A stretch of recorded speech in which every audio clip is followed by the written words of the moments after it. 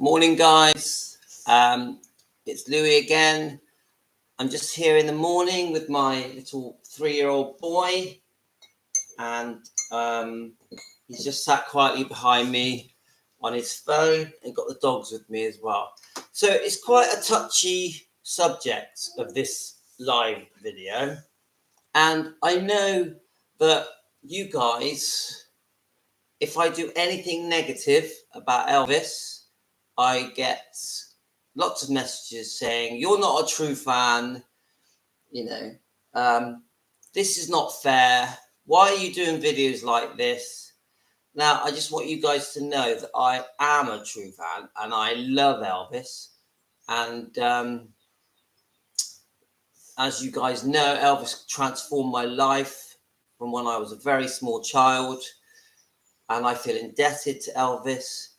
And I don't want to trash Elvis, but I want my channel to be very fair and open-minded to everything that happens to Elvis in his life, good or bad, negative or positive. And because I want to try and understand myself why things happened, why certain things in his life went wrong. And how can I say it? I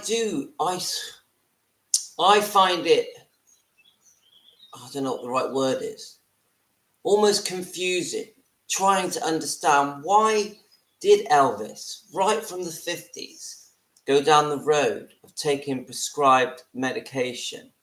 And I try to get inside Elvis's head, and because obviously he had everything going for him. He was very young, obviously a beautiful, talented man. Then you've got his upbringing in Mississippi, Tupelo. And I'm like, well, how did it begin? What was the first reason that Elvis took a pill? Yeah. And maybe not even knowing that it was a drug or it was a medication. What was the first thing? And after doing my research, I've learned in the 1950s, people did take recreational pills to party. And I've seen a few little write-ups that Elvis, this is before fame, may have took pills. Some people called them diet pills back in the 50s, but they would give you a little buzz and a high. So people might, in England, I think they might have called them blues. Yeah. And I think, because many say that he started his pill taking in the army in 1958 to get through these maneuvers, because obviously they were all-night maneuvers. I think it might have started a bit before the army. It wasn't uncommon to take a party pill in the 50s. You guys, as my subscribers and as Elvis fans, and if any of you were around in the 50s, I know many of you were. Many of you out there are in your 60s and 70s that are on my channel. Do you have any memories of the type of things that were going on with the teenagers in the 50s? Obviously, you've got the sort of Marlon Brando, James Dean type films that were coming out, which, being cool and what was associated with being cool. And I think taking certain tablets to party was pretty well known in the 50s. So there's that. Now, so then I start going, well, what else would have made Elvis think about taking any tablet? Now, it's very well known that Elvis had a serious problem with insomnia, to the point where it was, where it actually made him unwell. Now, the other thing that I've learned is that Elvis had a paranoia that he thought he may never wake up again. Could you imagine how that feels? So taking a tablet to go to sleep. Don't forget, Elvis wouldn't have thought that these tablets are bad for him. And then the next problem is waking up after taking these tablets to sleep. You would wake up and you've got no energy and you're all lethargic and half asleep. So Elvis felt that he needed something to wake him up so he could do his job, especially when he became an entertainer. He wanted to be up so he could perform. So Elvis, I don't think, thought there was anything wrong with his pill taking. I think they were helping him go to sleep. They were helping him wake up. They were helping him go on stage and perform, and later in life to be fully alert for when they were making the movies. So I actually think that Elvis taking prescribed medication was actually very innocent. And there's a possibility actually that Elvis even took tablets to lose weight. Yeah, obviously before a concert or before making or a movie. And so it was all very innocent, him taking these tablets. Now, Elvis wasn't stupid. So as this problem started to unfold and become more serious, I'm still talking in the late 50s and the 60s. Elvis wanted to know everything about these tablets because Elvis always thought that because the tablets were prescribed medication, that that it was okay. They're not street drugs. Let me just click it on live chat in case anyone wants to comment. If any of you want to comment, guys, please go ahead. So, you know, he became very well read. He really understood each pill he was taking. And I personally feel he excused each pill. Elvis had a reason in his mind that to make the different tablets okay. Oh, I've looked it up. I understand it. It was given to me by a doctor. I'm doing nothing wrong. It's not a street drug. I'm doing nothing wrong. And Elvis always made it very clear that he was against street drugs. And he was against street drugs. And it's well known that when the Beatles became massive in America, and I'm a real big Beatles fan, and I'd actually like to make some videos on the Beatles soon.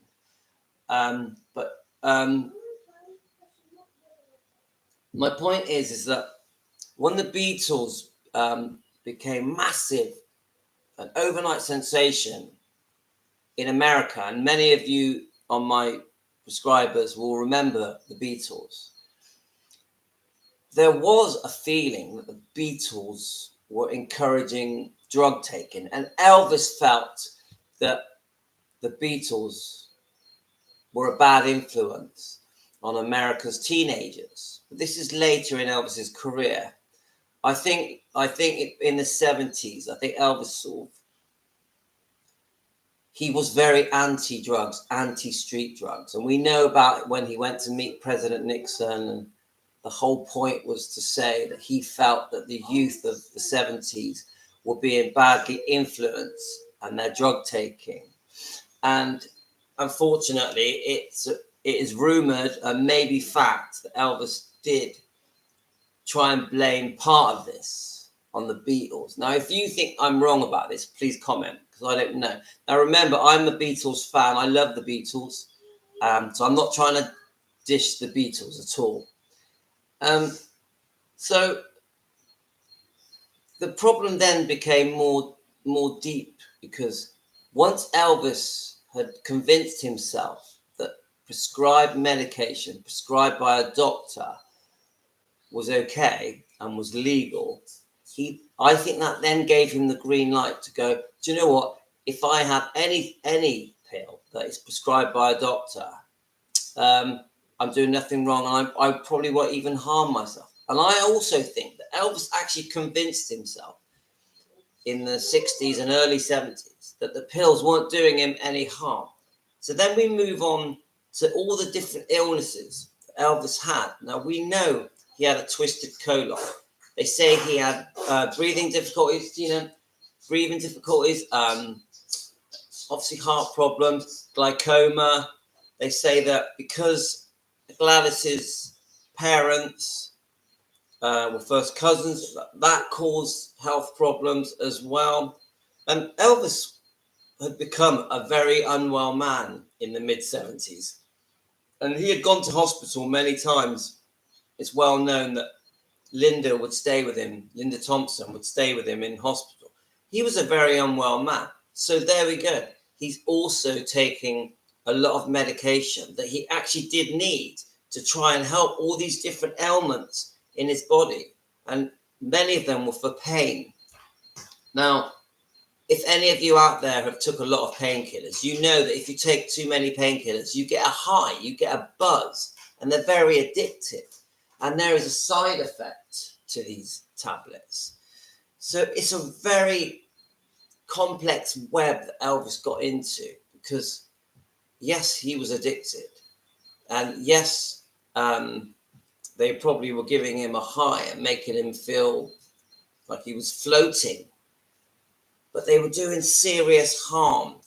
And yes, he needed painkillers, and yes, insomnia was a serious problem for Elvis. And even waking up and feeling alert and energetic was a problem for Elvis, because he needed to have that energy, that up, when he performed. So in the end, I think everything just got so complicated that I do think that Elvis convinced himself it was okay. And it doesn't matter who tried to help Elvis. It could have been Linda Thompson when she first met him, Ginger Alden. It could have been the Memphis Mafia. It could have been Priscilla Presley. Elvis, if anybody mentioned any kind of medication that he was taking, all pills, and the horrible word drugs, he would get defensive and angry. So in the end, people were too scared to bring up the tablets to Elvis. And I think even Vernon himself was too scared to mention these tablets. The Colonel Tom Parker tried, but Elvis wasn't having none of it. I think the only person that Elvis would have ever listened to when it comes to the pills was his mother, Gladys, and she wasn't around. So I'm just going to get my phone and I'm just going to look up a few things on here, and just to get a feel for the types of pills that Elvis was taking. It's very well known. You've even got people that actually had the actual pill tablet, the little container with his name written on it. And I'll show you those in a minute. So I've just typed in, Elvis did have problems with his health and he needed the pills to get him through the day. Hi, David Rickson. Yes. He did have serious problems with his health, very serious. And many people have told me all about the different illnesses. And there's that book. I'm trying to remember the name of the book. It's a female writer, and she in detail explains that because his grandparents on Gladys's side were first cousins, that this created many, many health problems for Elvis. So I'm just looking at here, and good morning, David. I wonder where you're from. The name's Louis. I'm in Southwest UK. So the reason given for his death was cardiac arrhythmia, suspected to be due to an interaction of an antihistamine, codeine, Demerol, which is a painkiller, it says on here, as well as Valium and several other tranquilizers. Prescription drug use sometimes resulted in fatal reactions. So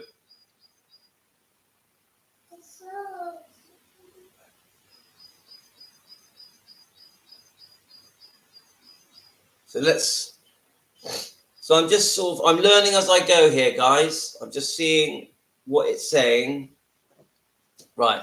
So while Elvis is best known for his musical and acting performance, there is much to be learned from the nature of his death, as well as despite an apparent belief that he was not a drug abuser, drug use played an unfortunate role in the unraveling of his career, and ultimately the death from the cocktail of drugs in his system at the time, the death of the actions of his physician in the last few months of his life. Elvis's death informs many relatives of modern addiction. Now, we know about Dr. Nick there's a massive story there, and it's so obvious that he overprescribed Elvis many times and got himself in trouble. So in Preston Lancs, just on my way on a work break, Preston Lancs, is that America? I should know. Just on my I wonder what you do for work, David. Let me know. So I'm semi-retired, so I'm home a lot. I've got 6 kids, so I'm quite a bit of a house dad. And if I have a quiet moment, I do try and quickly do a live video. So let's have a look. On August the 16th, 1977, Elvis Presley was found dead on the bathroom floor in Memphis, Tennessee. And despite his physician's insistence that the assertions of the original medical examiner that drugs played no role in his death, later examination revealed that this was absolutely not the case. Through his toxic reports, medical examiner found that he actually had traces of 14 drugs in his system, 10 of which were present in significant quantities. Now, one of the interviews I watched was that, when Elvis Presley did this live by satellite around the world concert, which I actually remember as a very young boy when I was about 9 years old, that he had slimmed out and got himself better and healthier and lost a lot of weight, and he was on a special diet to get himself to look great. And what the Memphis Mafia said in an interview is the minute that concert finished, Elvis went on a steep slope of taking lots of medication and putting himself to sleep for long periods of time. So after that concert, he really did become very unwell and very overweight and was putting himself to sleep for long periods of time, sometimes days, and also just locking himself away in his bedroom at Gracelands for long periods of time after that concert. This is just one of the interviews. All right, you're near Blackpool. You're a baker. So you must know Weston-super-Mare. I think we may have spoke before, David, have we? But I'm in Weston-super-Mare, and my businesses used to be on the seafront of Weston, opposite the pier, the Grand Pier. So I've had a life of working on the seaside with day trippers and people on holiday in Weston-super-Mare. So right. And yesterday in Weston, the weather was perfect, so the seaside was packed. Anyway, right, so they're just listing some tablets here. Now, I know that you guys got very strong views on Dr. Nick.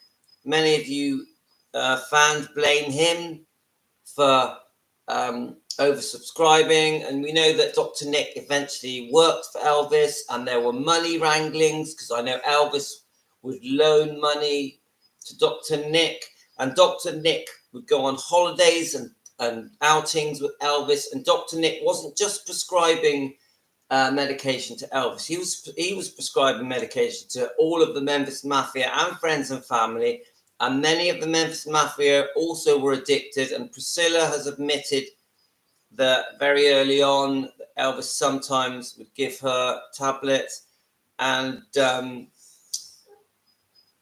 I personally think, yes, Dr. Nick made it easy for Elvis to get these tablets, but was it Dr. Nick's fault? No, I can't say that.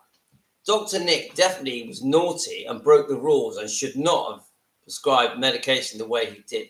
But it's well known that Elvis was going to get these pills and no one was going to stop him. And he had other people collecting the pills for him, prescribing the pills for him. There was money changing hands as well. So no one was going. Once Elvis was hooked, no one was stopping Elvis from taking these tablets. So he was on codeine, which is a very strong pain medication, but we know that it will give you a high. Morphine, a form of opiate, again very addictive.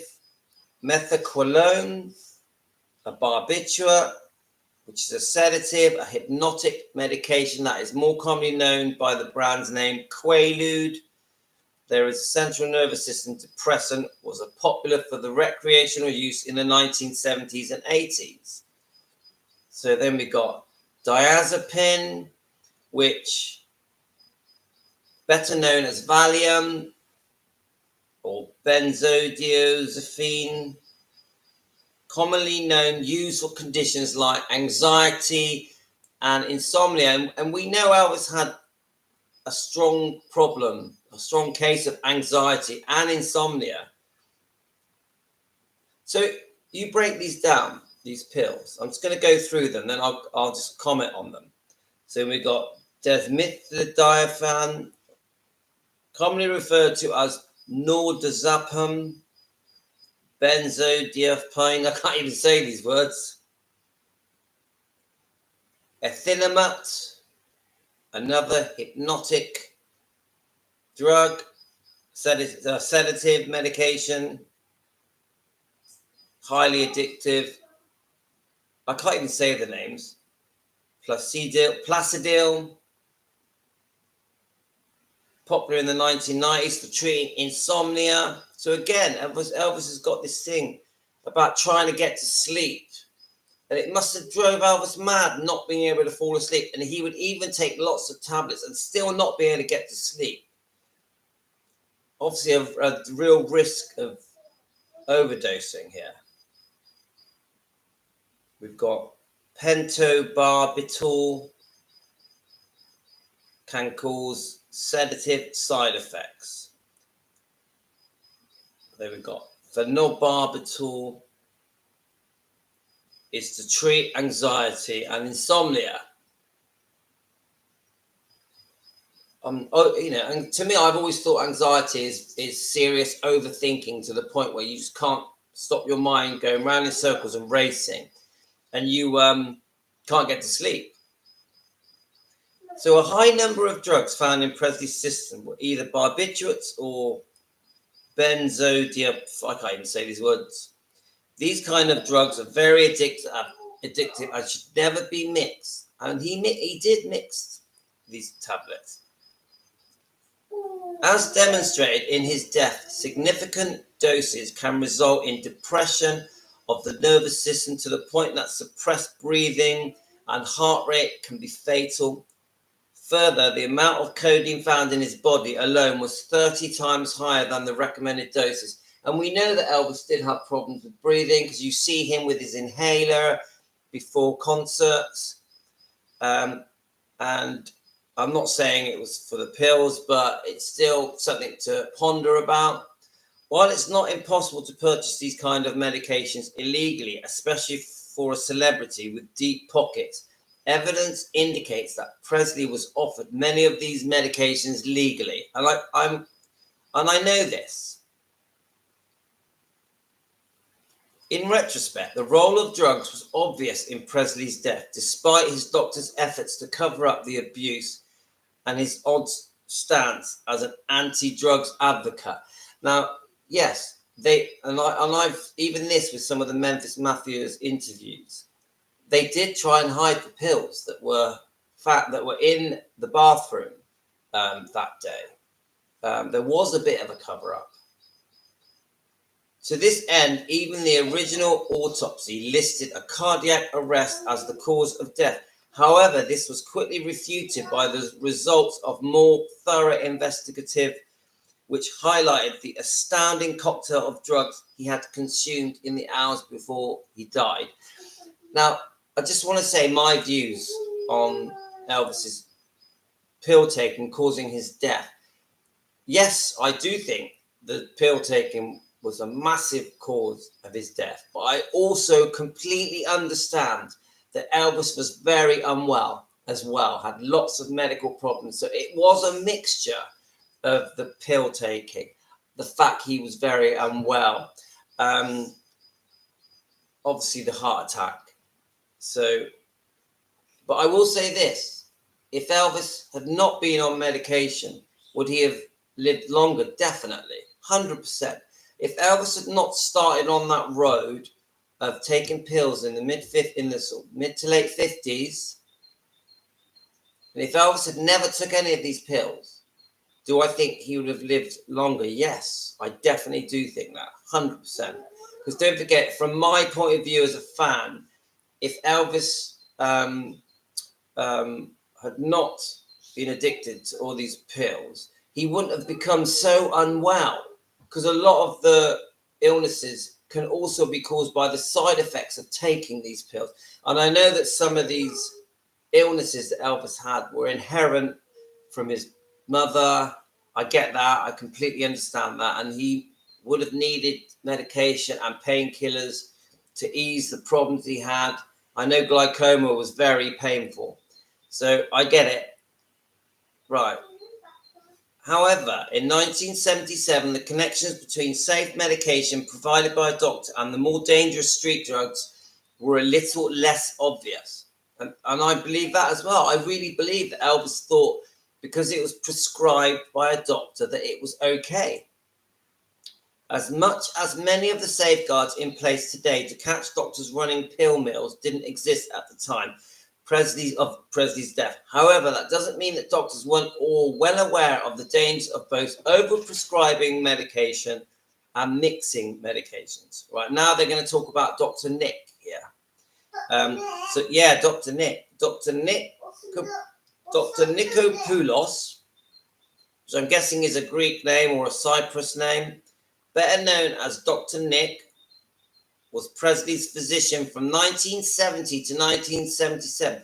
He began working with the Presleys to address saddle pain before getting caught up in prescribing an unnecessary large number of drugs. And I've done a video about Elvis when he got into his horses, because he bought Priscilla a horse in 1967, and that got his interest. And then Elvis bought many horses, and his favorite was the Rising Sun, and he refurbished the stables and called the stables the House of the Rising Sun. And then there was this big craze then where he was horse hunting to get the best horse for him. And he bought many of the Memphis Mafia and family and friends had horses. I think at one point he had as many as 18 horses. Am I right about that? It could have been more. And Elvis was very proud of his horses and loved this passion that he enjoyed and spent thousands of hours with his horses. And so, yes, there was a problem with saddle sores, and Dr. Nick came along, I think, because Elvis's doctor was away. So Dr. Nick stepped in, and then this struck up a friendship. We know that there was money involved here, and Elvis really did like Dr. Nick. They got on very well. And Dr. Nick is known as saying that he felt so close to Elvis as if they had grown up together as children. And they had that kind of closeness. And I think that's part of the reason why they holidayed together. So Dr. Nick, believe it or not, absolutely loved Elvis. He really did, as a brother. But, you know, I can't defend Dr. Nick's behavior. He should not have prescribed so many tablets to Elvis. And I know that Dr. Nick would try and give Elvis placebos to try and reduce the amount of pill taking, but I think the damage was done by them. Let's have a look here.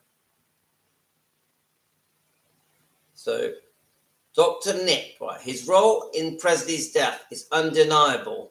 In 1977 alone, Dr. Nick wrote him prescriptions for over 10,000 doses of narcotics, which, come on, it is madness, isn't it? That's like, you know, it's clear that these drugs weren't warranted, but were instead a way to placate Presley.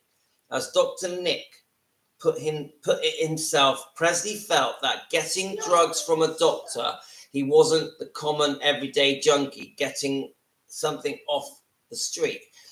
Now, junkie's a horrible word, you know. I don't like to use that word, but Elvis was addicted, and he had put himself in danger of dying. He did. We can't get. As much as we love Elvis, that is the truth. I won't use that word because I don't like it. Unfortunately, that's not how drugs work. Regardless of the source, addictive medication can be just as potent, whether they come from a doctor's pen or a dealer's hand. We don't want to hear it, guys, but it's the truth. In the 1980s, Dr. Nick was indicted of 14 counts of over-prescription drugs to Presley and other celebrities, including Jerry Lee Lewis. The jury failed to convict him based on the lack of evidence that his motives were malicious. Okay, there's a bit of information there. However, Dr. Nick was eventually stripped of his license in 1993, despite his insistence that he wasn't trying to hurt people, he just cared too much about them. That's not good enough, Dr. Nick. That's, I'm not trying to hurt people, I just care too much of them. No, do your job properly. Don't overprescribe medication to the point where people are dying. So it's good that he was stripped of his license. And he went on to write a book as well. Unfortunately, all these people wanted to write books about Elvis, which I think is a bit of a letdown because Elvis wouldn't have liked it. We know that he was seriously affected by the Memphis Mafia writing the Tell-All book. So then years later, for Dr. Nick to also do it, Elvis wouldn't have liked that. And you said that you classed Elvis like your brother, like your friend. But then you write a book about him and you make an excuse that you're trying to write a book about him to clear his name. But ultimately, you did it for money. Too many people in Elvis's life did things for the money. And such a shame because a lot of these people Elvis would have thought were his genuine friends that he could trust. And even some of the Memphis Mafia, they let him down. They did. And I know the Memphis Mafia, if you listen to their interviews, clearly say that they did that book because they wanted to help Elvis get off the drugs.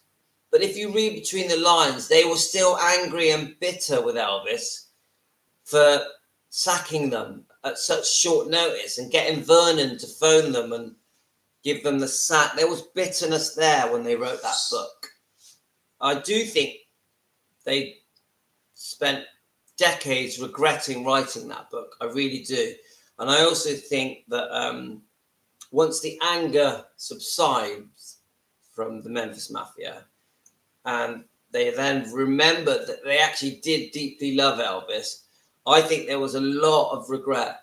And they remembered that they had amazing lives with Elvis. Elvis really, really did look after the Memphis Mafia, not just buying them homes and cars and giving them a wild life and women and, getting to meet amazing people and lots of traveling and, through all the movie making times they had together. And Elvis literally did everything with the Memphis Mafia and gave them amazing lives, and really looked after their families. And their thanks was to get angry once they lost their jobs and do a tell-all book, which they knew would devastate Elvis, And it's well known about the phone conversation that was recorded from Red West talking to Elvis, which I personally don't agree with, secretly recording a phone call. So Red West let himself down. And I like Red West. And we know the story where he walked into the toilets and the bullies at school were going to cut Elvis's hair, and Red West stepped in and stopped them. And that cemented a bond forever. And Red West and Elvis had decades together. And you've got that very old color footage of Red West and Elvis in one of his old pink Cadillacs. And what a shame that all these years later, Red West, all he can think about is writing this book that he knew would have devastated Elvis, and then trying to excuse it by saying they were trying to help him, which I don't think they were. I think there was money and bitterness. This is just my opinion as a fan. I could be wrong, guys. Give me your opinion. I want your opinion. So let's have a look here. Elvis Presley's story is tragic, but it's one of that you can learn from. By knowing what drugs Elvis did and understanding the role of illegitimate prescriptions, it is possible to better regulate the industry and see the signs of abuse. Well said. So, and if we just go to the pictures, because I know that there's one there. Can you see that? I don't know how well. I'll just hold it so you can see if it will focus and read it. But it's so this particular one, Dr. Elvis Presley. It's Valium. It's a 10 milligram. Let's have a look at this one. And these are actual containers. And this one says, obviously, Dr. Nikopoulos, Elvis Presley, on the 8th of the 15th, 1977. Well, so not long before he passed. Actually, no. I must have been valid until... I'm not sure about that. The date is confusing me. Do you see that?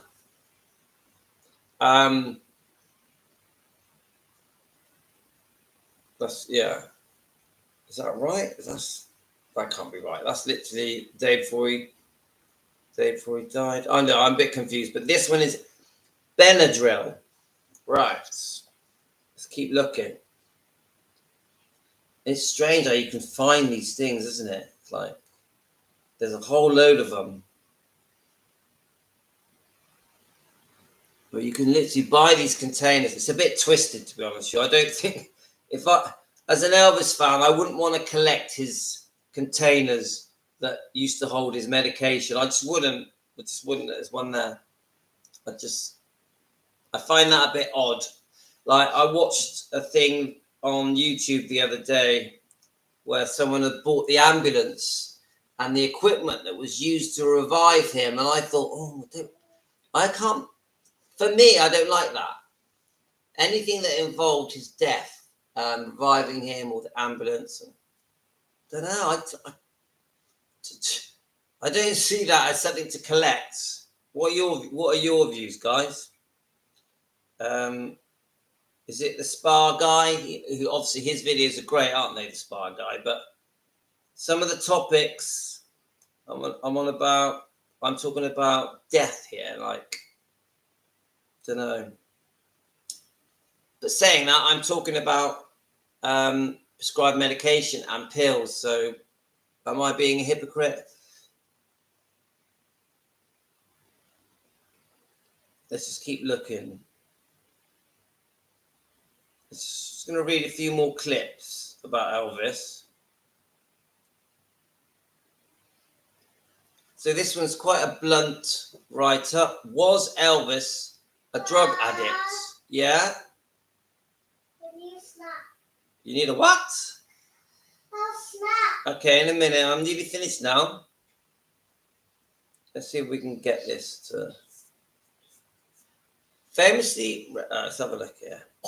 Was Elvis a drug addict? What was Presley's addicted to? What drugs did Elvis use before his death? How to connect with addiction in California?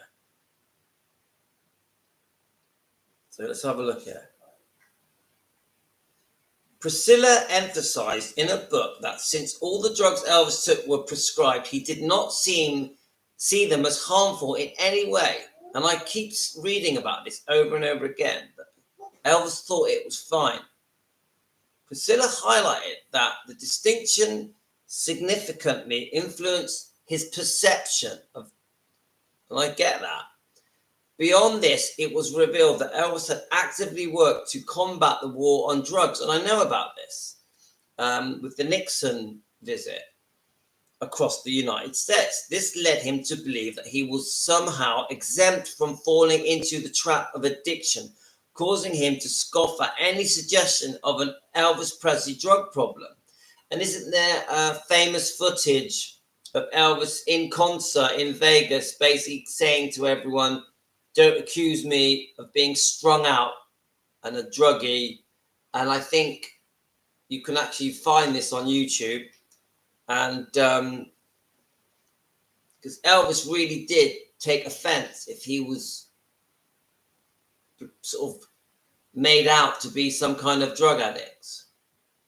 On August 16th, 1977, the lifeless body of Elvis Presley was discovered. Initially, his physician insisted that the Origins medical examiner asserted that drugs played no part. Right, we've read this. Right, then it just goes through all the pills that we've already said. Let's have a look. Let's see. I just want to try and find a section that... No, they're all saying the same thing. So I'm sort of coming to the end of this live stream now. So, all right, let's get that. That's the postman. All right, come on, let's have the postman in. All right, come on then.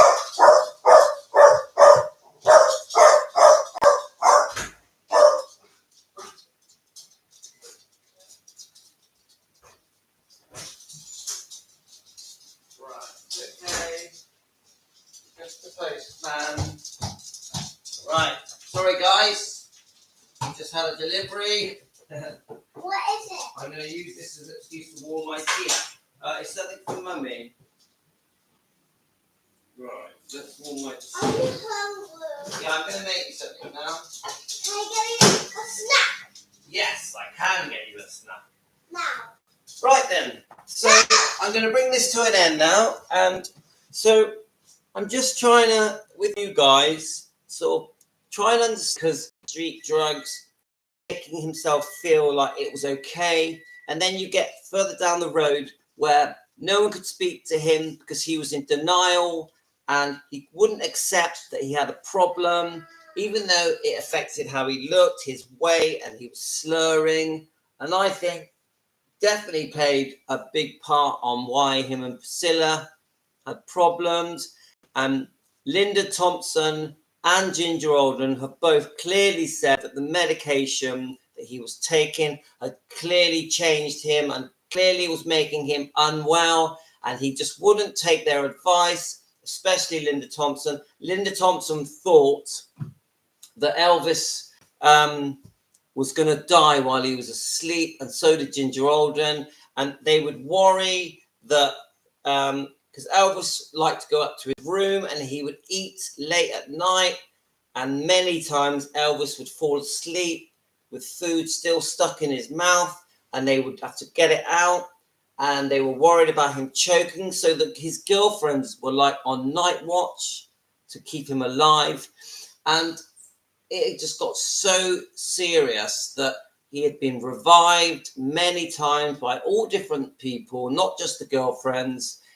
You've got this story from Larry Geller, who says that he saw Elvis's head being dipped into water once. They were trying to wake him up so they could get him on stage. And then you've got Larry Geller saying that he'd had an argument with Colonel Tom Parker, and Colonel Tom Parker was saying, no matter what happens, get that man on stage. That's all that matters.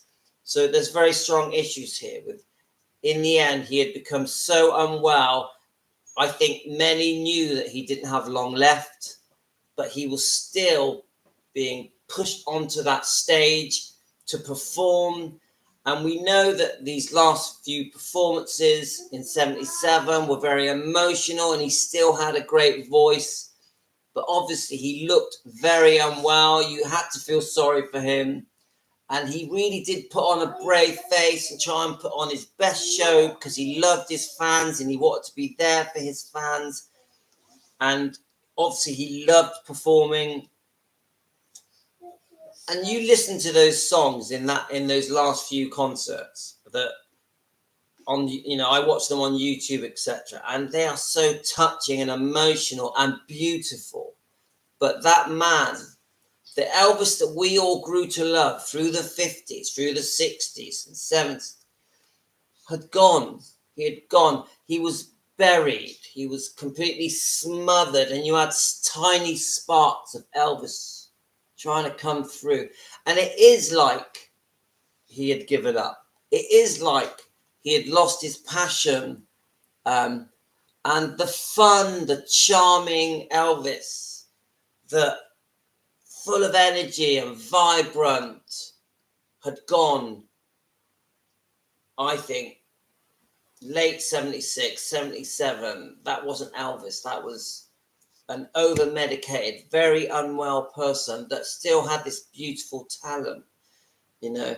And Elvis was one of the most energetic people you could ever meet. And when you watch him through the 50s and 60s and early 70s, that man is on fire. He's on fire. He's amazing. He's like, you can't take your eyes off him. And he was a very smart man. And I've done a whole video, loads of videos on how generous and charitable he was and how kind he was.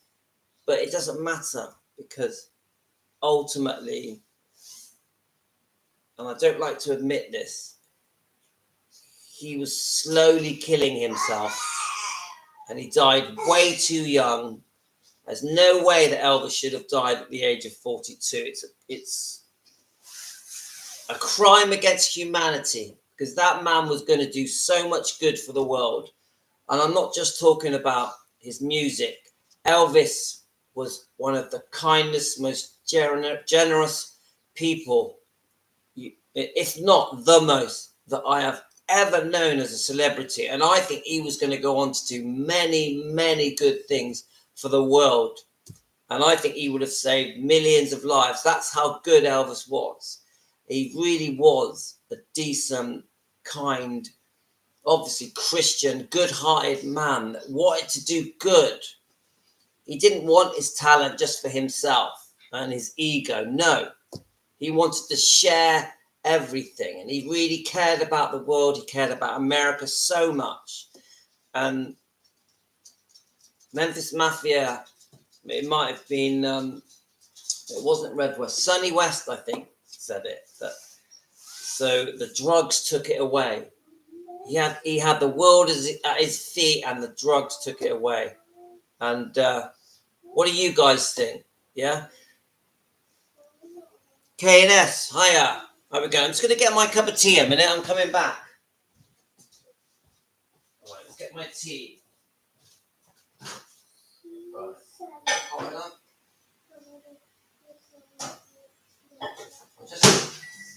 I'm just going to warm it up a second.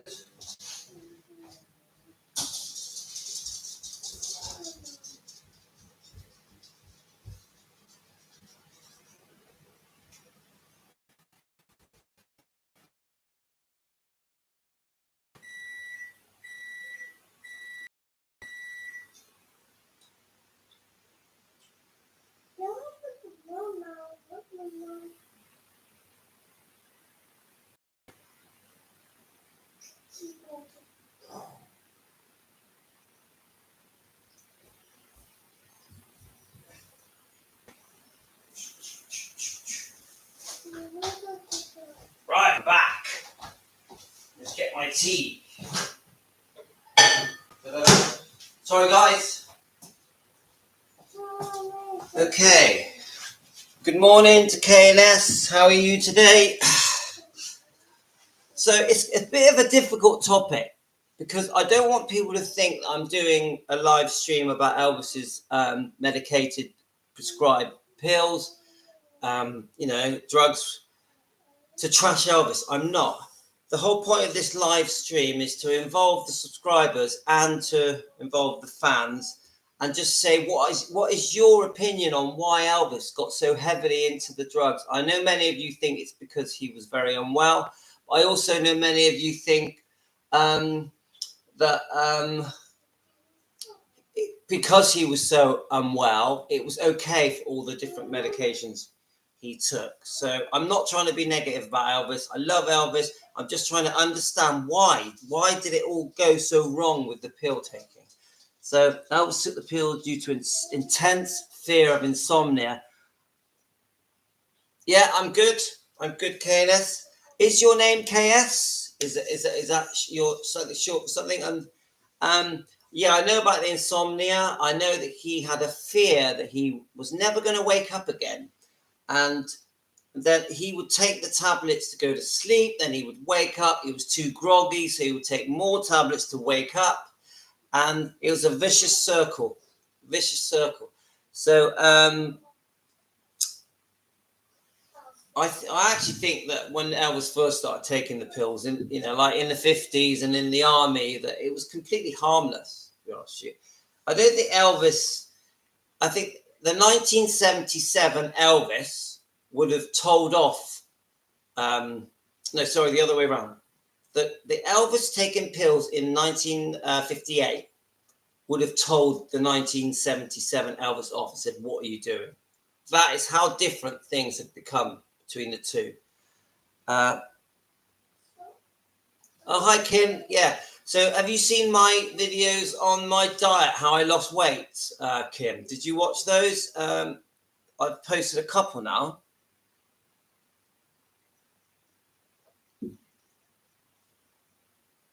Yes. Yeah, I know he had a twisted colon, but probably other issues to do with his colon. And because I had a bad case of ulcerative colitis, which I cured by changing my diet to fatty meat and eggs and getting rid of sugar and carbs, and I fixed myself. But it also made me lose loads of weight. The minute I stopped the pasta, the bread, the sugars, the starchy carbs, the fizzy drinks, the alcohol, as soon as I stopped all those things and I massively increased my diet to fatty meat and eggs, salt, butter, that kind of food, fish, omelets, I did lose a lot of weight and I cured myself. So that diet has really helped me, and that's why I've said to people on this channel, because it transformed my life. So yeah, if you look at some of my live, I haven't. Yeah, come and have a sit down. Can I see your tummy? Yeah, oh, not now. Come sit here. Come sit. Right. So I've only done a few of these videos, just explaining my diet and how I helped get rid of my pre-diabetes. Because if I'd carried on eating the way I was going to become type 2 diabetes. So, and they're in my live stream, I think. I think I've only done 2. And these, changing how I eat, made me lose loads of weight, made me cure all my problems, got rid of my pre-diabetes. So I do, I advocate. A lot of people call this diet a keto diet. So, so mainly meat and eggs and fish, and then just a little bit of salad, a little bit of fruit, and some nuts. And that has cured me. And if I have a tea, I don't use sugar. What's good for you when you eat? What's good for you, Tino? Tell the people out there, what should you be? Apples, oranges, and bananas. What, anything else? What does Daddy eat? Chocolate. Chocolate? I don't even like chocolate. I don't even like chocolate. I don't eat chocolate. All sweets. Do you eat chocolate? No. Tino is 4. He just had his birthday. So anyway, back to the Elvis thing. So as I was saying, I'm just trying to understand the whole thing. Yeah. And yeah, my name's Louis. Nice to meet you. And I was born in England, near Bristol, in a holiday town called Weston-super-Mare. But both my parents are from Cyprus, and they came over to London in the 1960s when the Beatles were taking over the world, and they would go and watch the Beatles movies and Elvis movies in London, and that's how they courted. And so, no, it's Tino, but he does have an uncle called Gino, and their mother is quarter Italian, so that's why they've got these names. So you are from Australia? Yes, we definitely have spoke before, haven't we? And I said to you before, I want to go to Australia. And do you watch Neighbours? They're making Neighbours again, aren't they? Is that correct?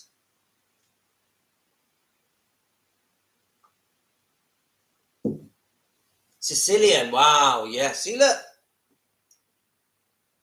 Italian like you. He's got 1/8 Italian.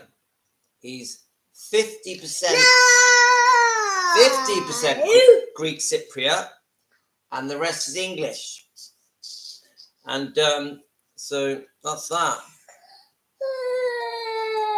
So, do any of you have views out there on why you think Elvis went down that road with the pills and it became so bad? Please give me your views. I'd like to know.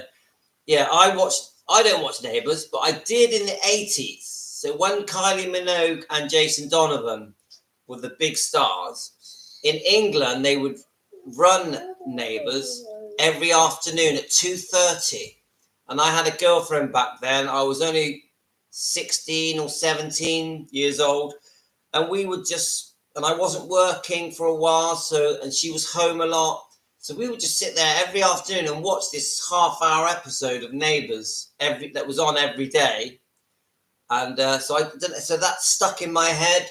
And because of it, I've always loved Australia because I've always felt Australia looked amazing. The lifestyle looks fantastic because of obviously the big waves and all the surfing and the lovely weather you guys get over there. But I also like the films from like, what's the film? Oh, what's it called again? Where the father burns the Volkswagen Beetle in the sand, in the desert, and they're in the outback. And then you have the two kids, so the little girl and their little son are then trying to find their way back home. It's a classic film from the early 70s. Oh, what's it called? I completely forgot. It's just out of my head. Such a brilliant film. Love that film. And I like the early Mel Gibbs films as well. You know, Mel Gibbs, you know, where he plays a boy that is not that intelligent and he has an affair with an older woman. That film is so good. Again, I can't remember the name of it. Is it Ben? I just can't remember. I love those old 1970s, 1980s outback Australian films. I love them. Love them. One of my favourite. So anyway, guys, I think I'm going to go now. We've been on for nearly an hour, just waffling. Yes, Tim. Brilliant film. And the woman that he had an affair with, the elder woman, I forget her name. She was a very, very famous Hollywood starlet, I think. Obviously in her older years. Yeah, I love Mel Gibson. Even now, I know that he's much older and he's had lots of problems with alcohol, but I love Mel Gibson. Absolutely loves him. Mel Gibson. Love him. One of my favourite actors. In fact, I like a lot of the Australian actors. And it's interesting that Riley Keough has based herself in Australia with her stuntman husband, and I think they've got an adopted child, haven't they? Why do I think Elvis had a drug problem? I think there was recreational pills being taken in the 50s for, to go out and party. I think then when he joined the army and was drafted into the army, that they were taking these tablets to keep them going on maneuvers. And I think some people in the 50s called them diet tablets and knew they would get you high. And so they were popping these little pills to keep them going through the army years. And I think that just carried on. I think that Elvis just saw that these pills were a way of staying awake, a way of putting himself to sleep, and sometimes a way of partying. So that is why I think. And then I just think Elvis had convinced himself that these tablets were not, didn't have side effects and were not going to make him unwell.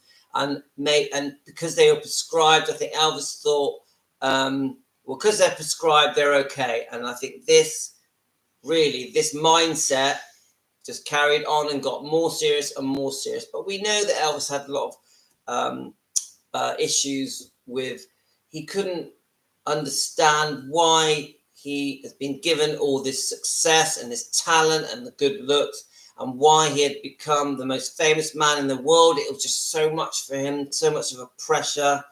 And I think that Elvis at first loved the fame, absolutely loved the fame, loved being famous, loved his fans. But I think eventually he felt guilty about his fame and wanted to understand why he was famous, and seriously was trying to understand and ask himself questions. Why me? Why me? And in the end, the why me became too much. I really believe that. And so with Priscilla, I know about the book Child Bride. I'm not sure if I believe it, because obviously there's a whole story coming out now that Priscilla had pre-planned meeting Elvis in Germany when she was 14, and had been seeing other men before she met Elvis, and put herself across as being innocent. I don't know if that's true, but I know about that book. I actually think that Elvis in Germany was very lonely. So when he met this stunning young girl in Germany that was American, and they had a good chemistry and got on very well, and he had someone to talk about his mother to. Obviously, his mother had only been passed for about 10, 11 months when he met Priscilla, and he really confided in Priscilla in Germany, and I think that he trusted her, and I think he did see his future with Priscilla. But don't forget, when Elvis was in the army, he felt he was going to be forgotten. He was very insecure about his career's future. So whether it be making movies or singing, if he'd be forgotten. And I think Priscilla got to see the real Elvis, the real true Elvis, the before fame Elvis. I know Elvis in 58 and 59, had had massive success and had made 2 movies or 3 movies, is it? But I think the Elvis she met in Germany had become like a little boy again and was very insecure and almost forgot how successful he was. And I think that little period where they bonded was very special to Elvis. But then Elvis comes out of the army, does the Frank Sinatra Coming Home special, makes GI Blues, makes 2 albums with RCA Victor, and suddenly was, boom, back into this massive successful life again. GI Blues is a phenomenal success. And then obviously he had other girlfriends in the early 60s, and Priscilla eventually, with her persistence and her letter writing, eventually comes over to America. You know, we all know that story. And I do think that the early Priscilla, the early years, did love Elvis, and Elvis did love her. I do think that when she could see that Elvis had problems and was being very unfaithful, and from her point of view was a controlling type of person and liked his women to be old-fashioned, at home, looking after the man. I think once Priscilla got it in her head that one day she was going to leave Elvis, so after they got married, I would say, I think Priscilla had her eye on the money. And this is my thoughts on Priscilla. Now, I know that she has helped keep his legacy alive. She helped keep Graceland's going, but other people have as well. And the biggest person who kept Elvis Presley's legacy alive was Elvis. His talent, his looks, his charm, how he affected the world. Elvis has kept his legacy alive, not Priscilla. Yeah. So my views on Priscilla is this: she's made many mistakes. When she went for his money, she went way too far, wanted way too much. And I'm very upset that Priscilla tried to sue, had legal wrangles with Riley Keough over Lisa Marie's will, and Lisa Marie changing things. So I don't hate Priscilla, but I do think she's made a lot of mistakes. There's many things Priscilla has done to Elvis that I disagree with. But I will say this: Elvis should have been faithful, 100%. If you marry a woman, even under duress, where it was pushed on him by the Colonel and Vernon, and some people say he was even blackmailed into marrying Elvis. I get all that. But you marry a woman, you have a woman's child, you are a faithful person.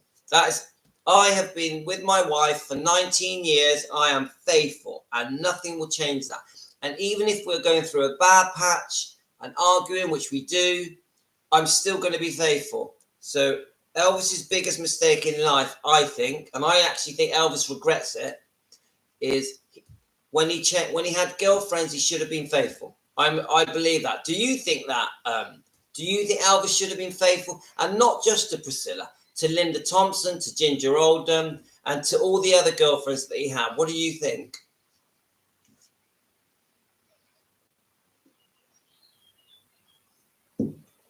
Anyone out there? Do you think Elvis should have been faithful? I'm interested to know your views. So I actually think, this is again my views, I actually think an older Elvis, say in 1977, yeah, I think Elvis, looking back on his life, wished he was faithful. I really do.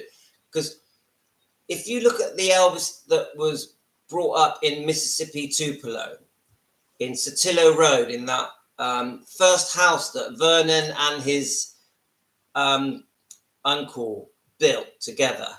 No, I know Priscilla cheated. I know it. And more than once, and I am disgusted by the different affairs that Priscilla had, even before they got married and just after. I completely know that. Priscilla is completely out of order as well. Please don't think that I'm on her side when it comes to unfaithfulness. But two wrongs don't make a right. So if Priscilla was unfaithful, which she was, yeah, with that, you got the dance instructor as well as Mike Stone and other people, that doesn't mean it was okay for Elvis. I'm an old-fashioned guy. I grew up mainly in the 70s, and you are faithful in your relationships if you're a decent person, honestly. And I've been unfaithful before when I was in my teenage years and in my 20s, and I regret it. I regret being unfaithful when I was in my 20s. Yeah, so it's not right. Yeah. If you want to move on to a different woman or a different man, you split up from them. You do it honorably. You do it properly. I really believe that. So, look, Elvis from Mississippi, Tupelo, Sotillo Road, that humble beginning where they were very poor and they really knew how to struggle, and they were church-going Christians that went to church together and had really good morals. And Elvis loved joining in at church and gospel singing, and grew up around very humble people. And we know that Elvis grew up in and around the black community of Tupelo, and they helped him. The black community used to bring Elvis fruit and vegetables because they knew that Gladys and Vernon didn't have any money, so they helped Elvis. Elvis really knew what it felt like to struggle and be poor, and that good Christian Elvis was a decent man, and even in his young teenage years, I think wanted to marry and have a young family, yeah. But what happened, and obviously he lived by the Christian book, the Bible, and I really believe Elvis, if he had not had this beautiful voice and beautiful looks, was going to have a really good job, was going to be a hardworking man, a loyal husband, and a great father, and I think he was going to have a big family, but it wasn't meant to be because fate said, no, you're going to change the world. And I think once Elvis went down the road of changing the world in the way that he did, temptation jumps in the middle and he's unfaithful and he's doing loads of things that the young Elvis would never have done.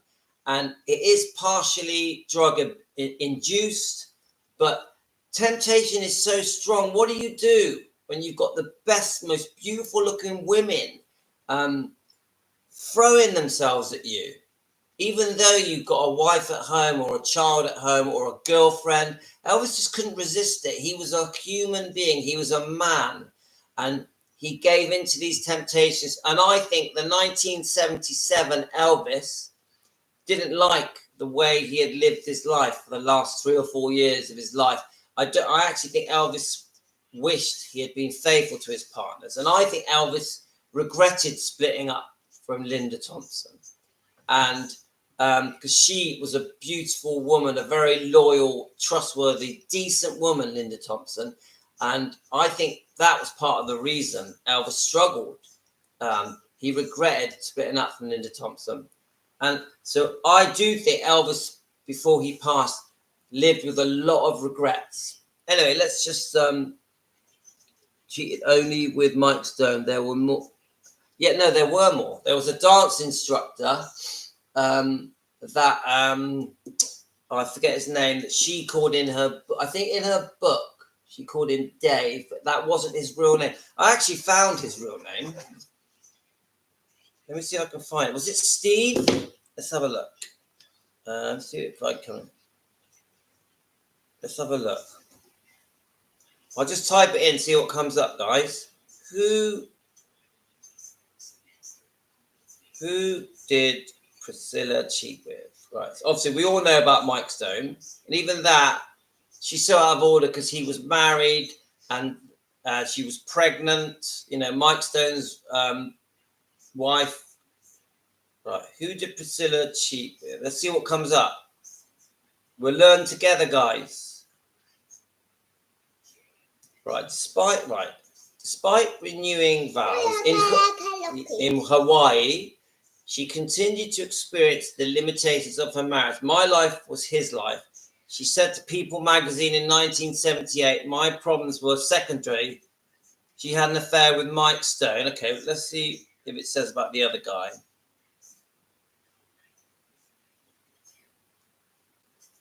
says here, let's have a look what comes up here. Right. Priscilla seems almost... No, let's have a look. I don't know if it's going to say his name.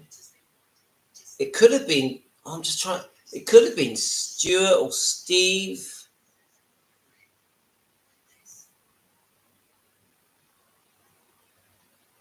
No, I don't think it's going to say it. Let's have a look at this bit here. Except, sorry guys, I'm just trying to. Let's have a look. Priscilla. No, it's not saying his name. But I have read about 3 different people that she had affairs with, and 1 after the marriage, 2 before. See, we're never going to know the truth. I honestly thought Priscilla cheated only with Mike Stone. Yeah, and Ginger Alden. Well, as far as she was, from what I know, she was faithful. Are you asking my opinion on her? Yeah, so she's obviously beautiful and lovely, and she went on to have a very full life and got married after Elvis. And many people say that they wish that she hadn't fallen asleep the night that he died. She talks, there's many videos, and she talks in interviews about how he proposed to her and how they were going to get married Christmas. Now, I've watched so many different interviews on Ginger Alden that some people say that they never actually did get engaged and that he just bought her a ring and that he didn't get down on one knee. I think there's a good chance they probably did get engaged. You can find the ring online. It was in a green velvet box. Now, do I think Elvis was going to ever marry Ginger Alden? It's a difficult one. Maybe. I think he was very unwell in that last year. I know that Ginger Alden, in her interviews, does say that he had started to lose weight, getting ready for the up and coming concerts, live tour, and that he was upbeat and looking forward to it, and she went on holiday with him, and that he was fine. So Ginger Alden does say that a few months before he passed, that he wasn't this very unwell, really fat, drugged up man, that he was actually getting much better and excited for the years ahead.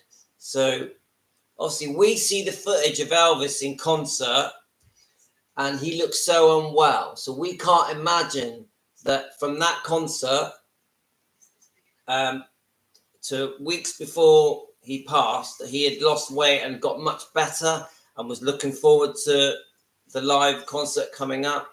So, and silly. Some people say suicide. No way do I think Elvis committed suicide. I believe that the concoction of all the different medications and his very serious illnesses that he had all mixed together. And don't forget, he went to the dentist the night before, so there was problems there with him being given painkillers, and I think he woke up and took more painkillers at least 2 more times the night. We know about that he played racquetball with Billy Smith, and but that shows you that he was quite upbeat. Because why would you wake up Billy Smith and play racquetball if you're too overweight and too unwell? It doesn't add up. So it does tell me that I do believe that he had started losing weight, ready for the up and coming concert.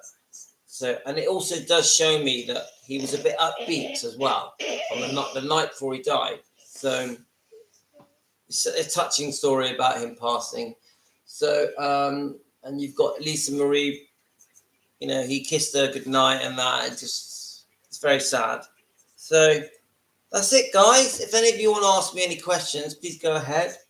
And I just say this because I know that the topic of this live stream is quite a touchy topic. I am not trying to diss Elvis. I just want to give an open, broad view of Elvis and try and understand Elvis and understand his life and how he thought, what made him tick. And this subject is me just doing that. What was the name of the co-star who was in love? Well, there's more than one, but obviously Anne Margaret from, is it Viva Las Vegas? Anne Margaret was lovely, and she was such a loyal girlfriend of his, because she never dissed Elvis. She never said anything bad about Elvis. And she kept most of their intimate details to herself. And so for me, Anne Margaret has been very decent. She didn't go off and write loads of books and all that. She's never done that, Anne Margaret. So she gets my respect. But do I think Anne Margaret and Elvis could have ever got married? No. And I'll tell you why. Because Anne Margaret was the female Elvis. So she was very career-minded, ambitious. She was a great singer. We know she went on to have a big career in Las Vegas and make more movies. But Elvis didn't want a career-minded, super famous woman as his partner. He wanted someone at home to look after the home, look after the kids. So I think there was a lot of infatuation with Anne Margaret and Elvis. I do think Elvis probably did love Anne Margaret, but was she ever going to be his wife? Nah, I don't think so. Yeah, I think they were in love. I do think that. But Elvis was fickle. He would move on to the next person and he would fall in love again. He would. And because I think Elvis loved Linda Thompson as well. And then you've got that woman, I can't remember her name. Is it Susan? I can't remember her name. The one off the 68 comeback. They were very close. They were very, very close for a while. Yeah. You got really clear colour footage of them canoodling and kissing. I forget her name. I did a video on her. Let's have a look.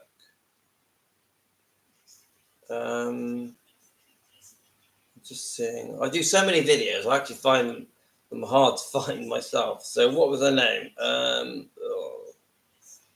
There's just too many videos. Oh no, I just called it The Affair. Let's have a look. Let me just play it. Oops, and she seems sweet, but at the end of the day, she had an affair with him whilst he was married to Priscilla, and I don't agree with that. Susan Hennings. And this is the video. Susan Hennings. But she seems like a lovely lady, but the bottom line is she had an affair with Elvis whilst he was married. She shouldn't do that. I don't agree with it. It's morally, that is wrong to me. Yeah, and they had a child, didn't they? So, sorry, Susan, you don't get my vote. So I did post a video today called Elvis Presley, Why Did He Take Drugs? And the reason I've titled it in that way, because I want you guys to tell me why you think he took drugs. So that's that. Okay, guys, I think we've said enough, and I've been on way too long. So I know I've waffled a lot. Yes, I know, and I've just done a video on Benjamin, her son Benjamin, which I found quite difficult to make because he just seemed like a lovely person, and to die at 27. 27, so young, Elvis's only grandson. Yeah, look forward to seeing you. All the best to you. We're going to say goodbye to the people watching. Thanks, guys. Any of you that watch, I know many of you watch this when you wake up. Bye-bye. Many of you watch this when you wake up. So, good morning to you. Say bye. Say goodbye, Tina. Goodbye, Tina. Say bye. Say bye. Bye. See you guys. Keep